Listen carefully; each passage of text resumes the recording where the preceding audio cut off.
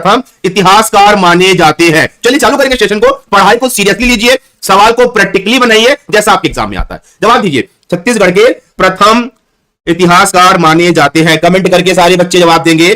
छत्तीसगढ़ के प्रथम इतिहासकार माने जाते हैं। कमेंट करके सारे बच्चे जवाब देंगे। बच्चों जवाब दीजिए, और सभी के लिए इंपॉर्टेंट है ये टॉपिक। जवाब दीजिए, आंसर क्या होगा? छत्तीसगढ़ के प्रथम इतिहासकार कौन है? बाबूराम रेवा है।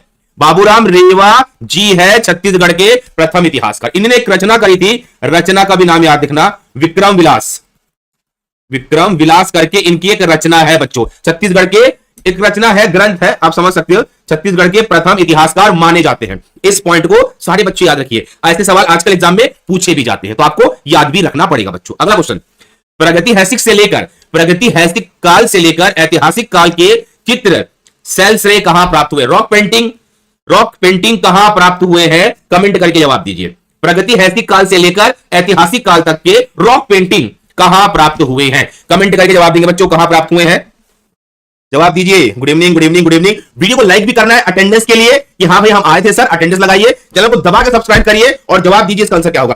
प्रागैतिहासिक से लेकर ऐतिहासिक काल तक सेल श्रेय कहां प्राप्त हुए हैं? एकदम सही है, सिंघमपुर रायगढ़ में। बिल्कुल करेक्ट आंसर है। रॉक पेंटिंग बोला जाता है सेल श्रेय को, एक प्रकार से रॉक पेंटिंग किया जाता है। याद रखना, सिंघमपुर रायपुर। ये सवाल डायरेक्ट पूछे जाएंगे स्टूडेंट, इसका आंसर आपको पता होना चाहिए। अगला क्वेश्चन, किसी शहर की जनसंख्या उसके 5वें भाग से 5000 अधिक है, शहर की जनसंख्या बताइए बच्चों। कमेंट करके जवाब देंगे।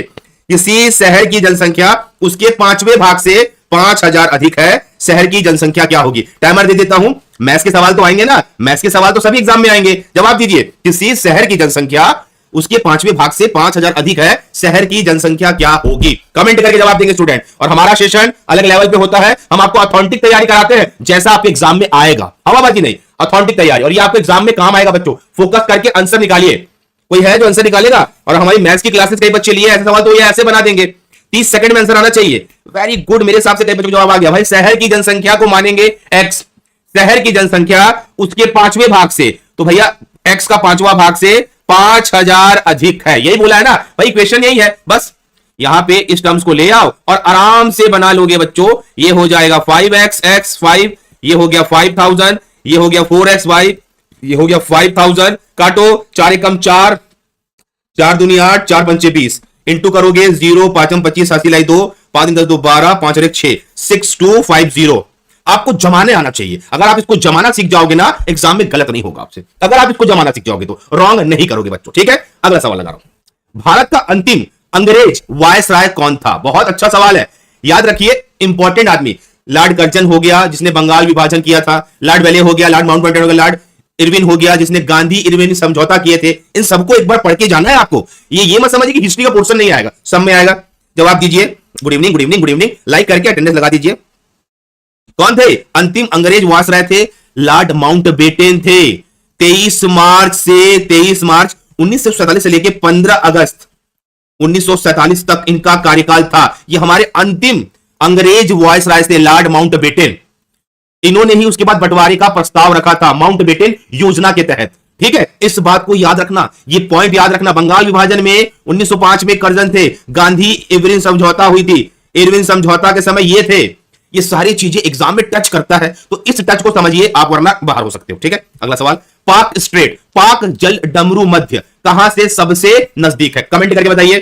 पाक स्ट्रेट, पाक जल डमरू मध्य कहां से सबसे नजदीक है? ये लोकेशन पूछ रहा है, मैं इसको और डिटेल दे दूंगा ताकि आप गलत मत करो। किन देशों के बीच है, इसका एक्चुअल लोकेशन क्या है, आज आपको क्लियर करेंगे बच्चों, ताकि आपको चीजें अच्छे से याद हो जाए, कोई बच्चा भी गलत नहीं करेगा। जवाब दीजिए। पाक स्ट्रेट, पाक जल डमरू मध्य कहां पे स्थित है? कमेंट करके सारे बच्चे जवाब देंगे। इसका आंसर कहां क्या होगा? करेक्ट आंसर है तमिलनाडु। देखो कई लोग पाक स्टेट को पाकिस्तान के साथ तौल लेते हैं आंसर में, नहीं, रॉन्ग हो जाएगा। पहले ड्राइंग देखेंगे, अगर मैं हल्का सा समझा पाऊं आप लोगों को ड्राइंग के माध्यम से।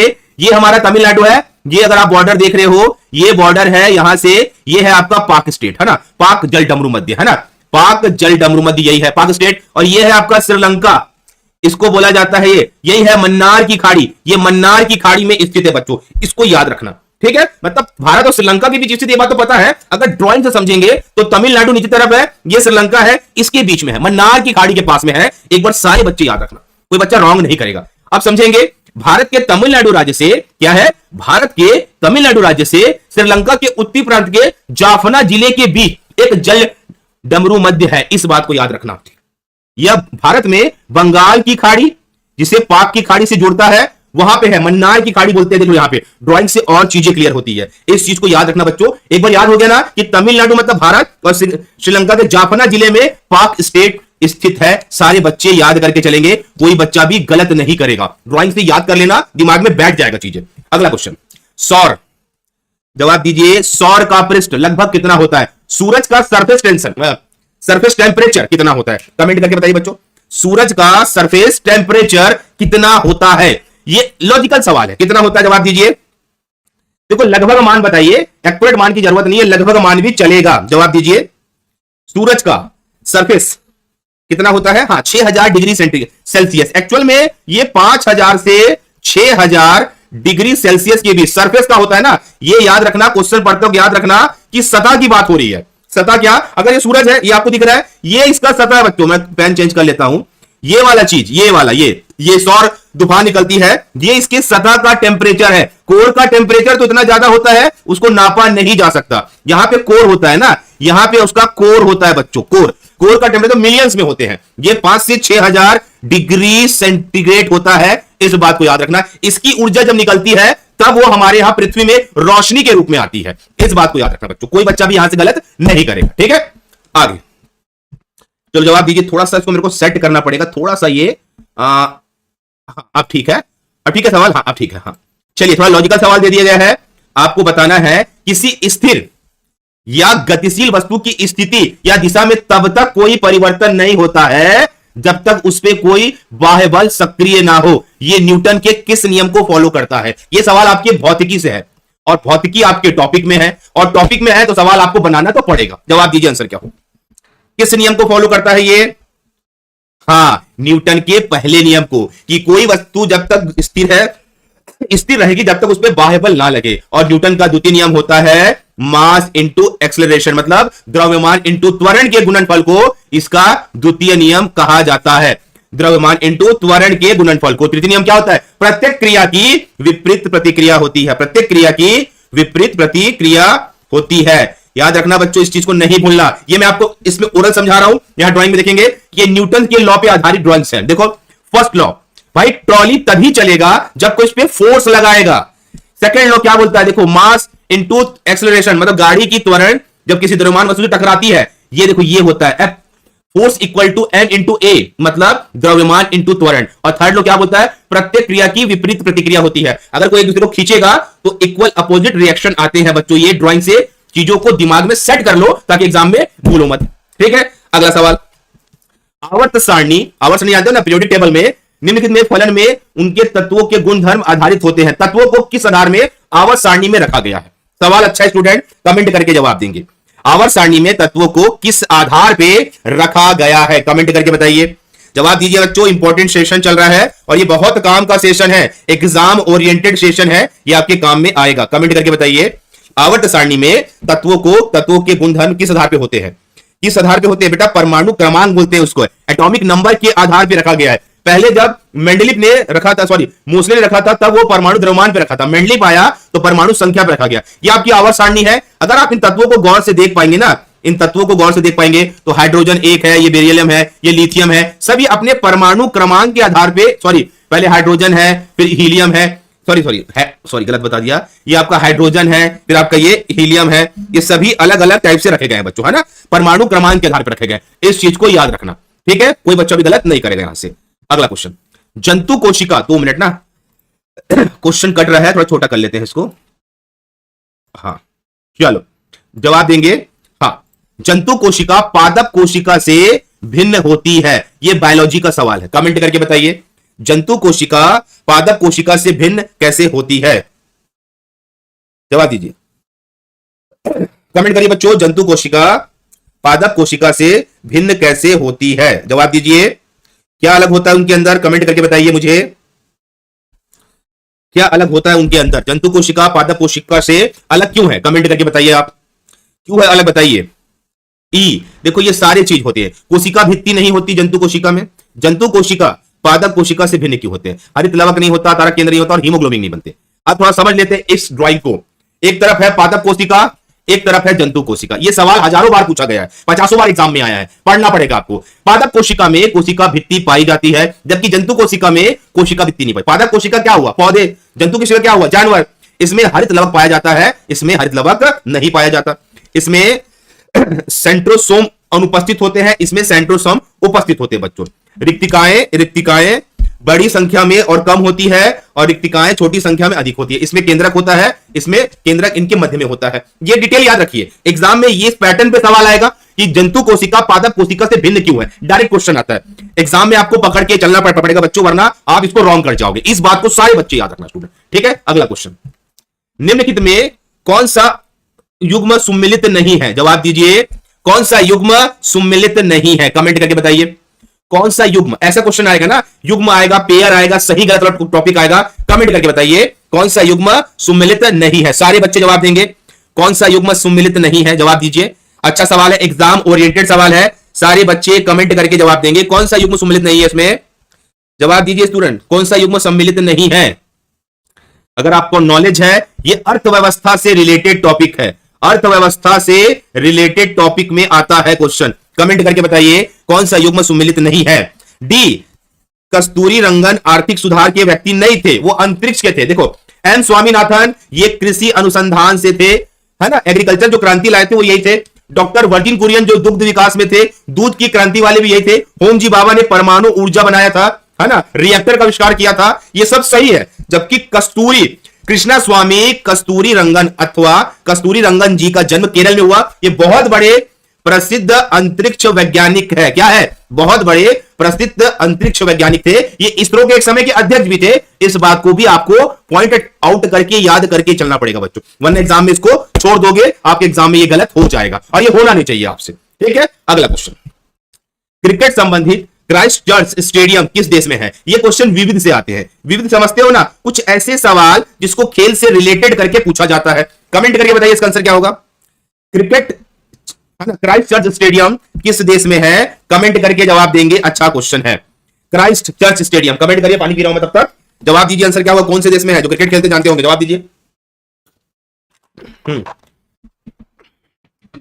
कौन से देश में है? न्यूजीलैंड में है बच्चा, न्यूजीलैंड में, है ना। तो थोड़े से ऐसे क्वेश्चन भी आ जाते हैं, थोड़े से आउट ऑफ द बॉक्स रहते हैं, देखना पड़ेगा आपको। चलो, विजडन ने सदी के चैंपियन की उपाधि किसे दी? बताओ किसे दी है कि वो इस सदी में, ये जो पूरा कार्यकाल रहा है हमारे जीवन का, सदी का चैंपियन कौन रहा है? क्रिकेट से रिलेटेड सवाल पूछ देता बच्चा, पता होना चाहिए। कमेंट करके बताइए, विजडन ने सदी के चैंपियन की उपाधि किसे दी है? कमेंट करके जवाब दीजिए बच्चों, किसे दी है बताइए। अच्छा सवाल, एग्जाम ओरिएंटेड सवाल है और एग्जाम में पूछा जाता है। कमेंट करके सारे बच्चे जवाब देंगे, सारे के सारे बच्चे कमेंट करके जवाब दीजिए। अच्छा सवाल है, हाँ बताइए किसे दिया जाता है, जवाब दो। ये कपिल देव को बोला गया। किसको बोला गया? कपिल देव को बोला गया है, ये कपिल देव को दिया गया, ठीक है। अगला क्वेश्चन, सबसे पहले कौन सा स्थल, हड़प्पा कालीन स्थल खोजा गया है? कमेंट करके बताएंगे मुझे। सबसे पहले हड़प्पा कालीन स्थल, नहीं ब्रैडमैन नहीं है, कपिल देव को दिया गया था ना, ब्रैडमैन नहीं है ना, ब्रैडमैन ने शतक वतक बनाया है, पर कपिल देव को दिया गया था। जवाब दीजिए, हड़प्पा कालीन स्थल सबसे पहला कौन सा खोजा गया? करेक्ट आंसर है वो हड़प्पा है। 1921 में दयाराम सहानी जी थे, इन्होंने हड़प्पा कालीन स्थल खोजा है, ठीक है, खोज करता है, ठीक है, इस बात को याद रखना, है ना, 1921 में, ठीक है। अब एक डिटेल और दे देता हूं ताकि आपको और चीज समझ आए कि मोहनजोदाड़ो की सभ्यता के अवशेष सिंधु नदी के किनारे थे। अच्छा, ये हड़प्पा कालीन स्थल थी रावी नदी, लिख लेना बेटा ना, क्या थी? रावी नदी थी ना, है ना। मोहनजोदाड़ो सभ्यता सिंधु नदी के किनारे थे, इसके खोज करता थे राखलाल दास बनर्जी 1921। तो खोज करता और कौन से नदी के किनारे थे, इस बात को याद रखना। फिर एक वर्ड है लोथल। लोथल एक पुराना बंदरगाह था, उस समय का बहुत प्राचीन बंदरगाह था बच्चों, है ना, ठीक है, पोर्ट था, बंदरगाह था, ठीक है। ये मतलब ये भारत के राज्य के गुजरात में भाल क्षेत्र में स्थित है, भाल क्षेत्र में। और रंगनाथ राव जी ने लोथल की खोज की थी, नाम याद रखना, रंगनाथ राव जी। खोज करता याद जरूर रखिए, उनसे रिलेटेड पॉइंट याद रखिए कि एग्जाम में पूछेगा तो मैं बता सकूं, मेरे से गलती ना हो और मेरे से छूटे ना, ठीक है। अगला सवाल ले लेते हैं। विक्रम साराभाई अंतरिक्ष केंद्र कहां स्थित है? कमेंट करके बताइए मुझे, विक्रम साराभाई अंतरिक्ष केंद्र कहां स्थित है? अच्छा सवाल है, एग्जाम ओरिएंटेड सवाल है, कमेंट करके जवाब देंगे। अच्छा सवाल है बच्चों, जवाब दीजिए। ये क्या होता है? ये इसरो का ही पार्ट है। किसका पार्ट है? इसरो का ही ये भाग है। इंडियन स्पेस रिसर्च ऑर्गेनाइजेशन, हाल ही में चंद्रयान छोड़ा गया है तीसरा, उसके बारे में भी सवाल लेके आऊंगा ताकि एग्जाम में छूटे मत। कमेंट करके बताइए। त्रिवेंद्रम, त्रिवेंद्रम बेटा, त्रिवेंद्रम। सभी हरी को ठोक रहे हैं, ये गलती हो जाता है। 2 स्पेस सेंटर है ना हमारे पास, ये पता है कि नहीं पता? समझेंगे। विक्रम साराभाई अंतरिक्ष केंद्र कौन से राज्य में है? तो केरल राज्य में है। पहला तो याद रखना, केरल राज्य के तिरुअनंतपुरम, जिसको पहले बोला जाता था, त्रिवेंद्रम में स्थित है। ये रॉकेट को छोड़ने के काम आता है, ठीक है। 2 लॉन्चिंग पैड, एक हरिकोटा है, ये है। तो गलत मत कर देना कि कई बच्चे हरिकोटा लगा रहे हैं, ठीक है। चंद्रयान को हरिकोटा से छोड़ा गया है, पर बाकी आइटम अलग है। इस चीज को गलत नहीं करना बच्चों, त्रिवेंद्रम, ठीक है। इस चीज को नोट डाउन करके रखो आज के दिन। अगला सवाल, रायगढ़ के कबरा पहाड़ से किस युग के औजार प्राप्त होते हैं? कबरा पहाड़, देखो पहाड़ वहाड़ मतलब क्या हुआ? अरे आप तो अब आपको हिंट मिल गया है, जवाब दे दीजिए। रायगढ़ के कबरा पहाड़ से किस युग के औजार प्राप्त हुए हैं? कमेंट करके बताइए बच्चों, छूटना नहीं चाहिए। जवाब दीजिए, आंसर क्या होगा? रायगढ़ के कबरा पहाड़ से किस युग के औजार प्राप्त हुए हैं? सबको पता है ना, पढ़ डाले हो, 50 बार तैयारी कर डाले हो, नॉलेज में है सवाल, बार बार पूछा जाता है। पाषाण युग के, पत्थर युग के औजार प्राप्त हुए। यहीं पे पाषाण घेरा भी मिला, मरने के बाद एक पाषाण घेरा पत्थरों से बना दिया जाता था, वो रायगढ़ के ही समय आसपास देखा गया बच्चों, ठीक है। और पहाड़ों में क्या मिला? शैल चित्र मिला, रॉक पेंटिंग मिला, गाय का, भैंस का, घोड़े का, ये भी याद रखना है आपको, ठीक है। चलो थोड़ा सा छत्तीसगढ़ के, ये सवाल इंपॉर्टेंट है, निम्नलिखित स्थानों पे पाषाण युग के औजार प्राप्त हुए हैं। जवाब दीजिए। ये थोड़ा कट रहा होगा, मैं थोड़ा सा सेट कर लेता हूं ना इसको, 2 मिनट ना सेट कर देता हूं, ये कट रहा होगा, ठीक है। दिखा गया? हाँ, छत्तीसगढ़ के, है ना, छत्तीसगढ़ के कौन से निम्नलिखित स्थान में पाषाण युग के औजार प्राप्त हुए? एक्चुअल में सवाल ना दोनों तरीके से आ सकता है, सवालों को पूछने का बहुत तरीका है, इस तरीके से भी सवाल आ सकता है बच्चों। अभी पढ़े ना, कबड़ा पहाड़ जिला रायगढ़, जो पाषाण, पाषाण घेरा, पाषाण पूरा शैल चित्र सब वही प्राप्त हुआ जाता, ठीक है। ये तो आपको याद होना चाहिए, पर सवाल पूछा ऐसे जरूर जाएगा बच्चों, ठीक है। चलो, राजीव को अंग्रेजी में अंकगणित में मिले अंकों का 1/3 अंक मिला है, ठीक है। यदि उसने दोनों विषय में कुल 128 अंक मिले तो उसके अंक गणित में कितने अंक मिले? चलो अभी भैया जरूरी है ना, हर टॉपिक से सवाल लेना जरूरी है। आपकी क्षमता का पता चलेगा कैसे जब आप एग्जाम का सवाल यहां नहीं बनाओगे? तो जवाब दीजिए, आंसर क्या होगा? राजीव को अंग्रेजी में अंकगणित में मिले अंकों का 1/3 अंक मिला है, राजीव को। तो दोनों विषय में कुल 128 अंक है, तो उसे कितने अंक प्राप्त हुए हैं? कमेंट करके जवाब देंगे।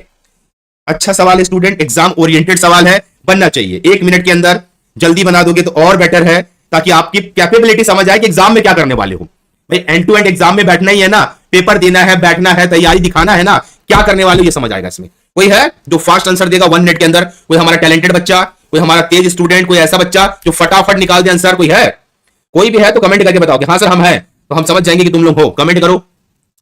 सिंपल आंसर है, राजीव को अंग्रेजी में अंकगणित में अंकगणित में अंकों का 1/3 मिला है। भाई इंग्लिश में भाई साहब को अगर x मिले होंगे तो भाई जाहिर सी बात है मैथ्स में x/3 मिले होंगे, है ना। यही तो क्वेश्चन है ना। राजीव को गणित में, अंग्रेजी में अंकगणित का 1/3 अंक मिला है, ठीक जमाए ना बल्लू? अच्छा उल्टा जमा दिए, उल्टा जमा दिए। अगर मैथ्स में उसको x मिला है तो इंग्लिश में मिलेगा x/3 मिलेगा। दोनों अंकों का योग कितना है? 128 है। कर लोगे 3x x इक्वल टू 3 128, ये हो गया 4x/3 128, 4 तिया 12 4 दूनी 8, x का मान हो गया ये आपका 6 और ये 96। तो गणित में कितने अंक प्राप्त किए हैं? 96, ठीक है। कई बच्चे 64 बता रहे हैं, कहां चले गए रे? राजीव को अंग्रेजी में अंकगणित के मिले अंकों का 1/3 अंक मिला है। कैसे बना डाले? इतना गलत बना रहे हो गणित के क्लासेस के बाद भी। हाँ वेरी गुड भाई, मैथ्स में उसको x अंक प्राप्त हुए हैं, तभी तो इंग्लिश में 1/x x/3 प्राप्त हुआ होगा। हड़बड़ा के जवाब मत दिया करो, बना के जवाब दिया करो, ठीक है।